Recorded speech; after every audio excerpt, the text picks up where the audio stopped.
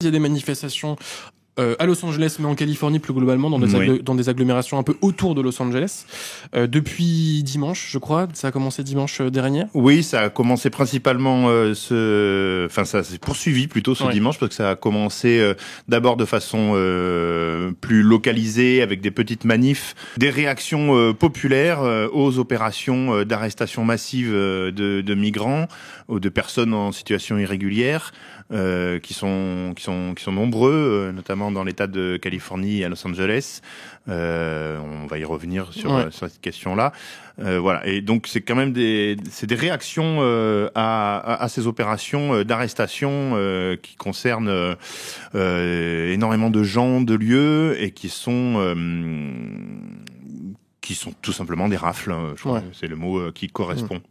Peut-être avant de continuer sur ces mobilisations, on va revenir sur ICE. Qu'est-ce que c'est que ICE? Donc Immigration and Customs Enforcement, donc c'est la police de l'immigration.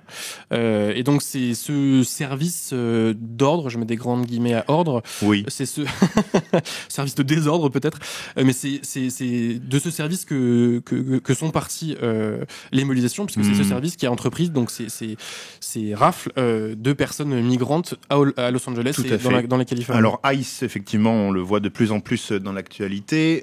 C'est donc l'acronyme que tu as expliqué. Avec un très bel accent anglais.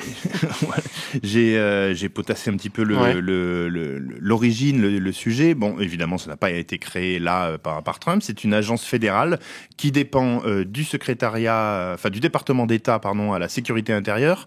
Et qui a été créé en 2003 au lendemain des attentats du 11 septembre, donc qui correspond à toutes les lois mises en place par les lois sécuritaires consécutives aux attentats.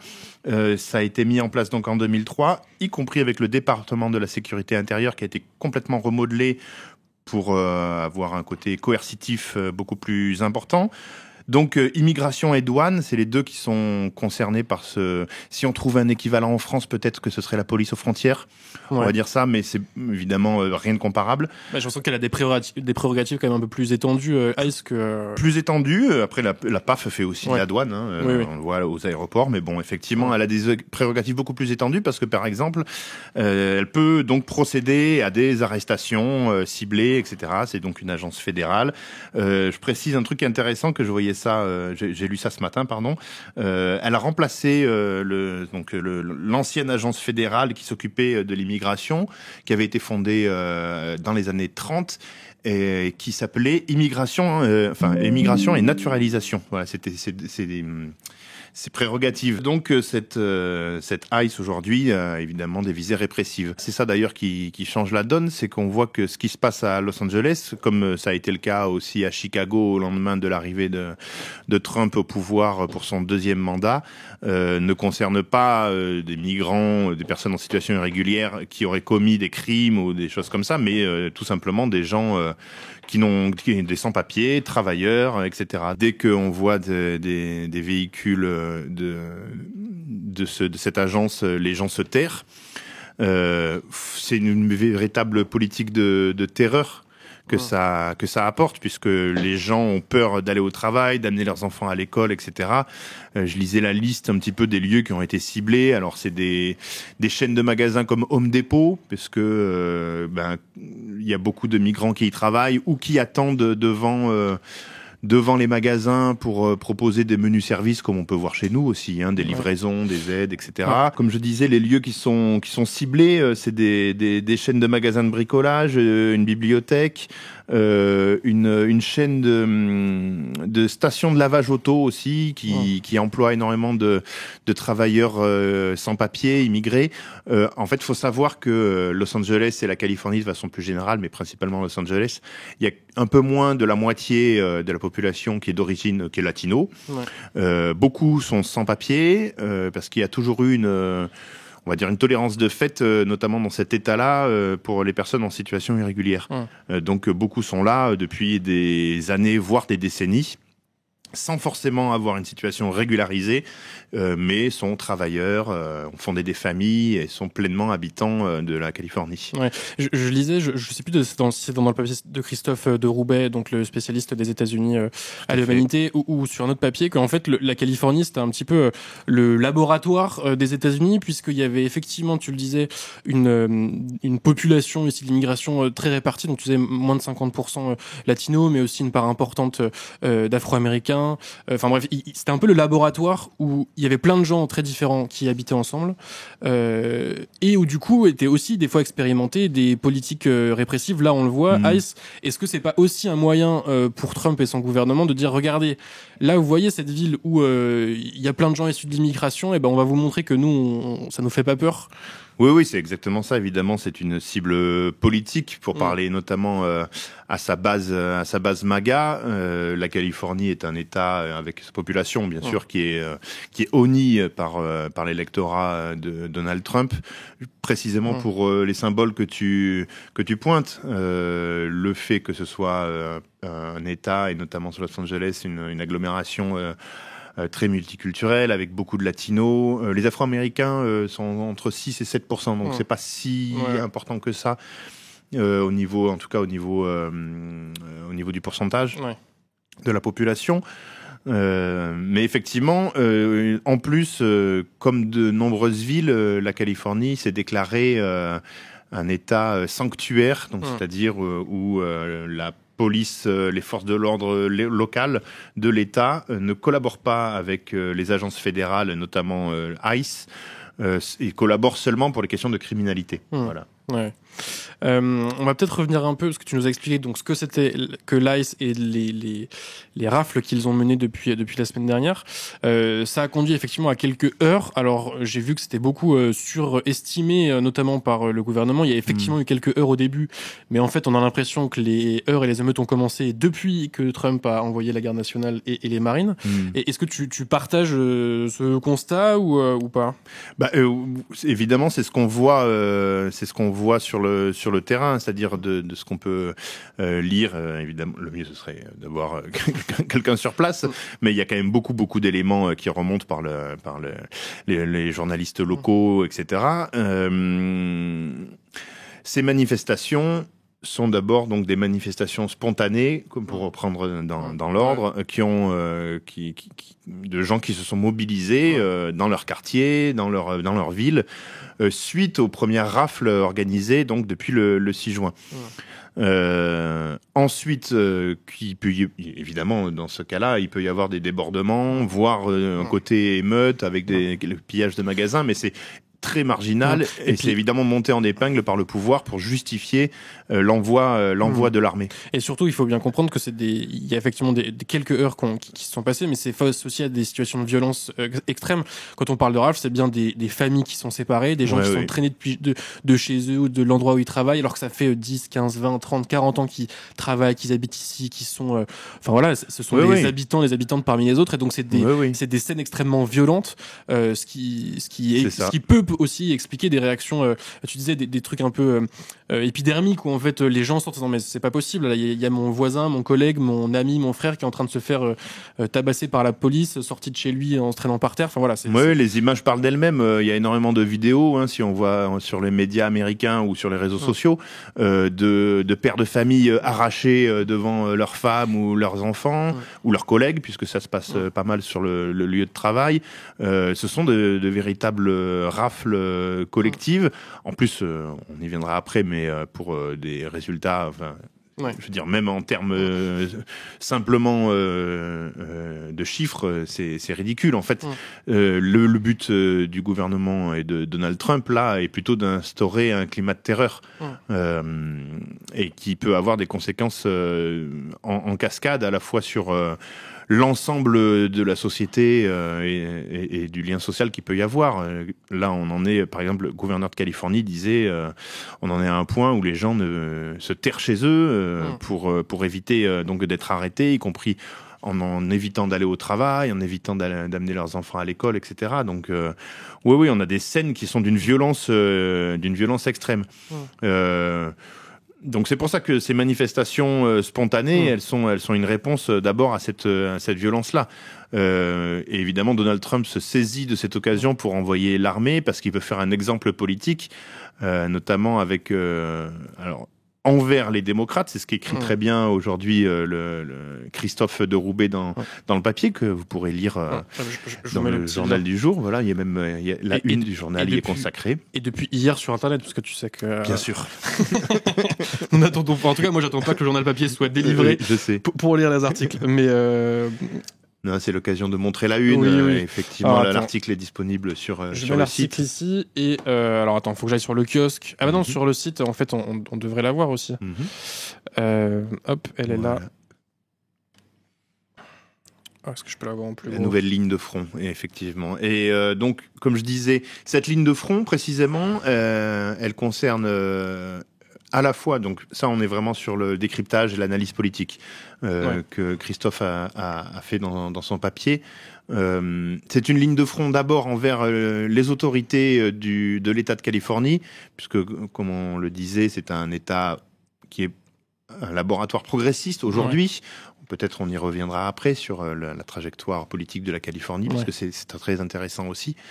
Donc ça permet tout simplement de mobiliser Trump en désignant une cible, notamment le gouverneur de l'État, Gavin Newsom, je crois.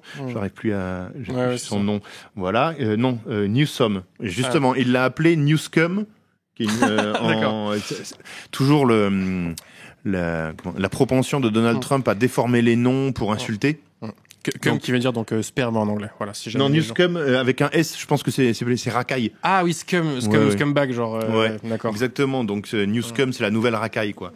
Donc c'est pour ça qu'il l'a attaqué directement. C'est un gouverneur qui est assez apprécié et qui est d'ailleurs pressenti pour être un des protagonistes plus tard pour la présidentielle dans 3 ans, 4 ans. En tout cas, c'est une des principales personnalités démocrates, donc ça vaut le coup de s'attaquer à lui politiquement. De même pour la maire de Los Angeles, alors qui est démocrate plutôt centriste, mais d'ailleurs qui a pointé elle aussi les manifestants en disant que c'était pas normal les pillages, etc. Bon, là, sans quoi elle peut avoir raison, bien sûr, mais sans avoir un mot sur le pourquoi et ce qui est à la base, ce qui est la cause de ces manifestations. Donc voilà. Et évidemment, l'autre côté de cette analyse politique, c'est que Christophe l'écrit dans son papier, c'est aussi un aveu de faiblesse. Cette opération, ce raid, on va dire, sur Los Angeles, intervient à un moment, comme par hasard, au lendemain de la crise avec Elon Musk. Donc, on voit qu'il y a différentes tendances aussi dans le camp républicain. Avant, on va peut-être résumer la crise avec Elon Musk. Donc, Elon Musk qui était au départ, donc qui a financé, en tout cas contribué à la campagne de Donald Trump. Premier financeur de la campagne de Donald Trump. Qui lui-même dit que sans lui, Donald Trump n'aurait peut-être pas été élu. Alors, je sais pas si c'est aussi simple que ça, mais en tout cas, il y a eu quand même un rôle assez important. Il a été nommé à la tête du DOGE, j'ai plus la traduction, mais c'est en gros le département de rénovation de la fonction public aux États-Unis. Alors c'est le département censé s'attaquer à l'État fédéral, tout simplement, donc avec des coupes massives, des licenciements massifs, etc. En tout cas, un poste très important pour Elon Musk. Et puis il s'est fait débarquer. Alors on sait pas très bien si c'est Trump qui l'a débarqué ou si c'est lui, Elon Musk, qui a dit non mais il faut que je retourne travailler vraiment avec Tesla, SpaceX, Twitter, enfin ces entreprises parce qu'ils ont besoin de moi. Et depuis ce moment-là, c'était début de semaine dernière, je crois. Ils se sont accusés l'un et l'autre de choses. Elon Musk a par exemple dit que Donald Trump figurait dans le dossier Epstein, donc le dossier d'un réseau pédocriminel national. Enfin voilà, un gros truc quoi.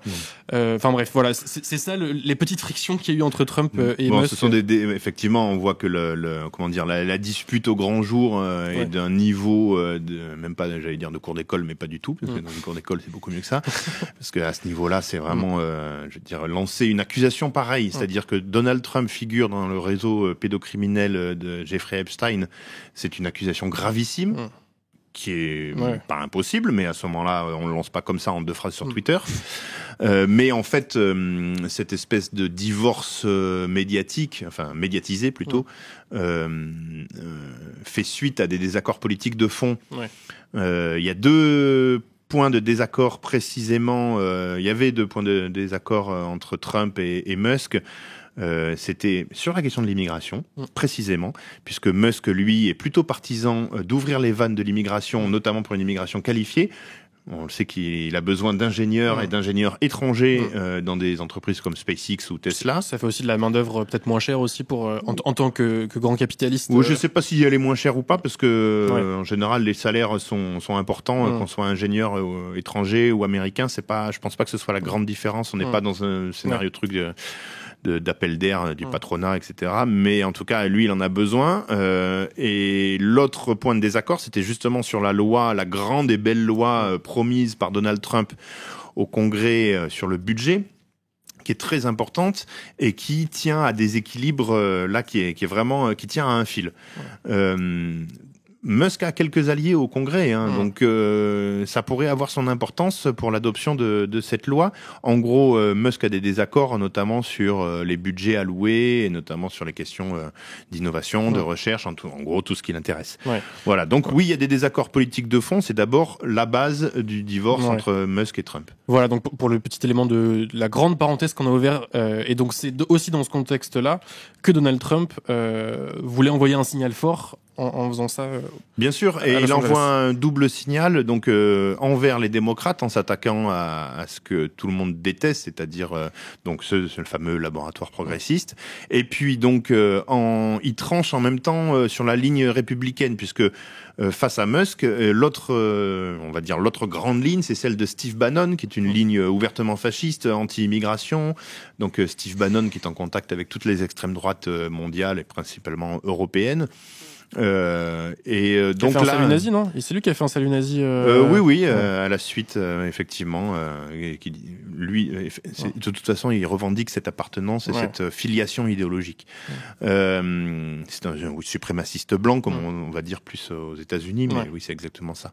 Et donc là, il envoie un signe clair aussi, Donald Trump, en disant qu'il a choisi la ligne Bannon sur donc ce côté autoritaire, anti-immigration, enfin ouvertement fasciste. Il y a un élément sur lequel on est passé assez vite et je pense que c'est quand même important d'y revenir. On a dit que Donald Trump avait envoyé la garde nationale, puis l'armée, puis les réservistes. On est passé vite dessus, mais ça paraît quand même assez dingue. Dans son papier, Christophe disait que la garde, c'est la première fois depuis 1965 qu'un président a envoyé la garde nationale sans que le gouverneur de l'État concerné ne l'ait sollicité. Parce que ça arrive que la garde nationale, voilà. Mais depuis 1965, et il dit, c'était pour assurer la sécurité des manifestants pour les droits civiques. Donc en plus dans un contexte très différent et pour des raisons très différentes. Oui, alors justement, c'est assez intéressant le parallèle. Alors donc effectivement, le déploiement des gardes de la garde nationale ou de militaires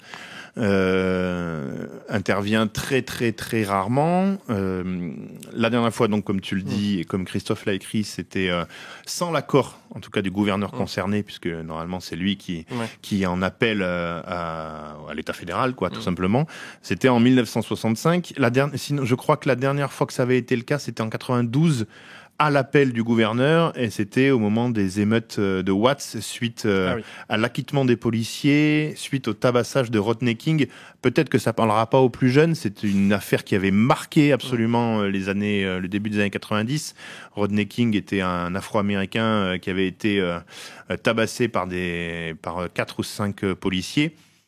C'était la première fois où ça avait été filmé. Donc aujourd'hui, on a l'habitude des bavures, des violences policières filmées. Malheureusement, on a l'habitude, ouais. Voilà. Rodney King, c'était le premier cas. Et à l'époque, il s'embarrassait. Le premier cas filmé, du coup. Oui, c'est ça, exactement. Ça avait évidemment créé un émoi immense. Il l'avait quasiment laissé pour mort. Et les policiers avaient été acquittés. Donc évidemment, au lendemain de l'acquittement, il y avait eu des grandes manifestations et même des émeutes. Là, clairement, c'était le cas. Surtout dans le quartier de Watts. Je vous invite à vous intéresser à l'histoire de Watts, y compris dans les années 70, puisqu'il y avait déjà eu des émeutes contre la ségrégation raciale au début des années 70. Donc voilà, mais ça c'était à l'appel du gouverneur. Effectivement, le fait que ce soit pour la première fois depuis 65 voilà, déclenché par l'État fédéral sans l'accord du gouverneur est quelque chose de très marquant. C'est pas un hasard si c'était en 65, c'était en Alabama pour les droits civiques, donc on voit à quoi ça fait, dans l'histoire américaine, à quoi ça fait référence. Ouais. Et j'ai aussi vu, alors je crois que c'est dans le papier de Tom ce matin, parce qu'il s'est passé des trucs cette nuit, notamment Donald Trump a menacé d'utiliser l'Insurrection Act, je crois que c'est comme ça qu'il s'appelle, un régime d'état d'urgence qui lui conférerait le pouvoir d'utiliser des forces armées pour des missions de maintien de l'ordre sur le territoire états-unien. Est-ce que c'est une menace qu'il peut mettre à exécution ou pas? Enfin, est-ce qu'il faut s'inquiéter? Ah oui, je pense qu'il faut s'inquiéter, clairement. Oui, il est capable tout à fait de prendre ce type de décision qui serait contestée judiciairement, c'est déjà le cas. Mais évidemment, on sait que c'est pas la menace judiciaire qui va arrêter Donald Trump. Donc oui, c'est quelque chose qui est tout à fait possible. Ça rentre, si on l'analyse, ça peut être un des points de départ. On sait que il y a un risque aujourd'hui depuis l'élection de Donald Trump d'un conflit interne, voire on va pas employer des grands mots, mais en tout cas de prémices de guerre civile ou de choses comme ça. Là, ça pourrait être effectivement un engrenage qui conduit à ça, en tout cas. C'est pareil, je crois que Christophe l'a analysé dans son papier en disant que ça pourrait précisément conduire à cet affrontement, en tout cas à des affrontements civils d'ampleur aux États-Unis. D'abord en contestation d'un pouvoir qui, on le voit, est en fait un pouvoir ouvertement fasciste. Il y a aussi, cette nuit, il y a la maire de Los Angeles, je crois, qui a imposé un couvre-feu de 20h à 6h du matin, il me semble. Voilà, c'est là que je l'ai vu. Alors, je trouve que la déclaration est intéressante parce que on pourrait dire qu'un couvre-feu dans le centre-ville pourrait être justifié, notamment pour la sécurité des manifestants eux-mêmes. Enfin bon. Peut-être on vous la montre, on vous la lit, la déclaration. J'ai déclaré une urgence locale et instaurer un couvre-feu dans le centre-ville pour mettre fin aux actes de vandalisme et de pillage. La ville de Los Angeles était calme avant vendredi. Voilà. Donc on voit les deux informations et les deux structures de la phrase les plus importantes. J'ai déclaré une urgence locale et instauré un couvre-feu dans le centre-ville. Ok, très bien, pourquoi pas. Et ensuite la justification pour mettre fin aux actes de vandalisme et de pillage. C'est ça la justification du couvre-feu, la sécurité des manifestants, les rafles. Elle a pas de mots pour ça. Donc effectivement, elle fait aussi partie du problème et de l'équation. D'ailleurs, on sait qu'elle est de plus en plus contestée par les manifestants, bien sûr. Ouais. Parce qu'on a un peu l'impression qu'elle est entre d'un côté Donald Trump et son gouvernement et de l'autre le gouverneur de Californie qui lui a des mots bien plus durs envers la répression et globalement la politique anti-immigration de Trump. Oui. Elle est un peu entre les deux, elle sait pas trop où se foutre, mais au bout d'un moment, va falloir... Oui, il y a plusieurs choses. On peut mettre ça sur le compte de sa ligne politique, de son parcours, que je connais peu, je dois vous le dire. La maire de Los Angeles, on doit demander à Christophe, qui aurait plus d'éléments là-dessus. Mais on peut le mettre aussi sur le compte de sa fonction, puisque, évidemment, en tant que maire de Los Angeles, elle est responsable d'abord normalement de la sécurité de ses habitants. Cela dit, on voit que ces justifications posent problème, clairement. Ouais. Il est 25, il nous reste 5 minutes, Benjamin, parce qu'après tu dois retourner travailler, parce que là on travaille pas, là on papote. C'est ça. Est-ce qu'il y a un dernier élément de compréhension qui te semble important de faire connaître au chat, ou est-ce que le chat, vous avez des questions? Oui, peut-être qu'il y a des questions. La garde républicaine a été déployée depuis, notamment lors des affrontements qui ont suivi la mort de George Floyd. Alors d'abord, c'est la garde républicaine et pas la garde nationale, je suis pas sûr que ce soit tout à fait la même chose. Oui, en effet. Je sais pas si ça avait été déployé après... Si, c'est possible, peut-être à Charlottesville à l'époque, notamment. Il y a le documentaire LA 92 sur le sujet. Voilà, je crois que les gens, certaines personnes ont effectivement la référence des émeutes de Watts. C'est où Watts? Watts, c'est un quartier de Los Angeles. D'accord, ah oui, c'est toujours à Los Angeles. Alors, petite aparté culturelle, après les émeutes de Watts de 72, il y avait eu un grand concert au Los Angeles Coliseum, en gros, de l'affirmation du Black Power, un grand concert qui s'appelle Wattstax. Si vous ne connaissez pas à la fois c'est un concert qui mêlait à la fois des artistes noirs, Isaac Hayes, enfin tous les grands groupes de funk, etc. The Barkeys, Donc il y a à la fois le concert existe en vidéo et il est entrecoupé de messages politiques on va dire de leaders de la communauté noire comme Jesse Jackson ou plein de monde. Donc il y a un documentaire qui est génial aussi. Ok, très bien. Mais on ira voir tout ça.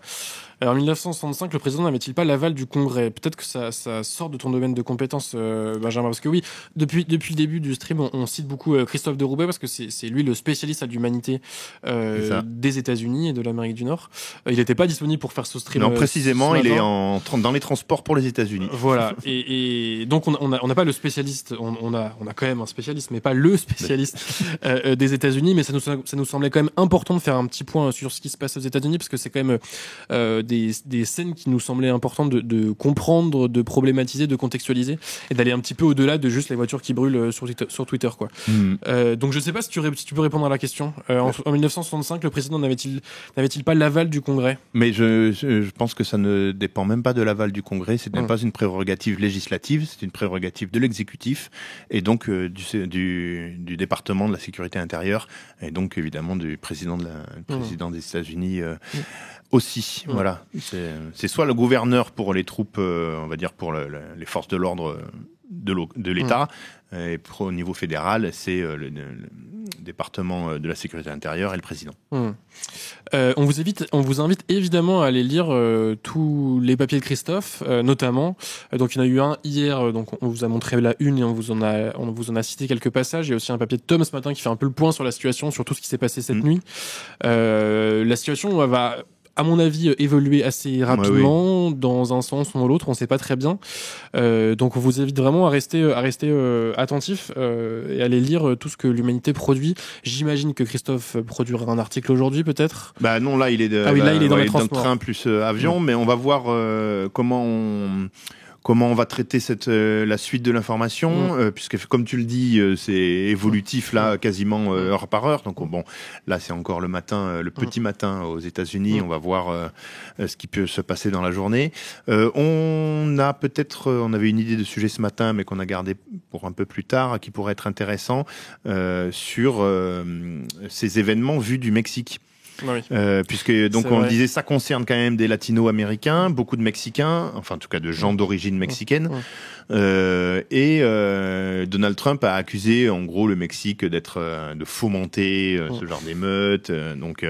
Et Claudia Sheinbaum a répondu. Donc la présidente du Mexique. Voilà. Et on prévoit notre spécialiste de l'Amérique latine, Luis Reigada, prévoit sans doute de revenir sur la situation avec cet angle-là qui pourrait être intéressant parce que le Mexique est premier concerné. Et en plus, en traînant sur Twitter, je sais, personne n'est parfait. J'ai vu aussi beaucoup de sujets autour en disant, de toute façon, la Californie, c'est un ancien territoire mexicain. Les FAF qui disaient, non, mais de toute façon, c'est normal puisqu'il y a que des immigrés, c'est normal que ce soit la merde. Enfin bref, je pense qu'effectivement, un point sur la situation du point de vue du Mexique serait effectivement très intéressant et enrichissant. Très bien. Mais écoute, un dernier point sur la Californie. Donc, c'est ça que on disait. Donc, c'est aujourd'hui un laboratoire progressiste, mais ça a longtemps été un bastion républicain. Oui.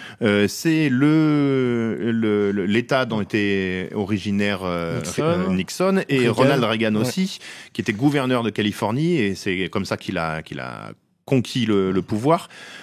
Précisément, la Californie a basculé parce que Nixon c'est Reagan d'ailleurs, avait mené des politiques anti-immigrés et que la population avait réagi, notamment avec l'action, les luttes politiques menées par un syndicaliste qui s'appelle Miguel Contreras. Donc c'est de ce moment-là que la Californie a basculé dans le camp démocrate, en mobilisant notamment l'électorat latino qui avant était complètement mis de côté de la vie politique et électorale.